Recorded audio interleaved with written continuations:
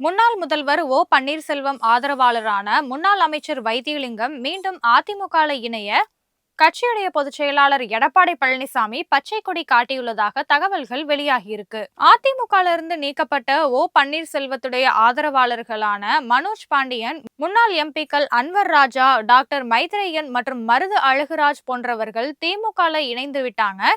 அந்த வரிசையில முன்னாள் அமைச்சர் வைத்தியலிங்கம் வெளியேற முடிவு செய்து திமுக நிர்வாகிகளோட பேச்சுவார்த்தை நடத்தப்பட்டதா சொல்லப்படுது. அதனை முறியடிச்சு அதிமுக இணைந்து வைத்தியலிங்கத்திற்கு துணை பொதுச் செயலாளர் பதவி வழங்குவதற்காக எடப்பாடி பழனிசாமி தரப்புல பேச்சுவார்த்தை நடத்தப்பட்டு வருது. அதுல உடன்பாடும் ஏற்பட்டதா சொல்லப்படுது. வைத்தியலிங்கம் பக்கவாதம் பாதிப்பு காரணமாக சிகிச்சை பெற்று வருவதால அவர் அதிமுக இணையறதுக்கு தாமதமாகியுள்ள தகவலும் வெளியாகி இருக்கு.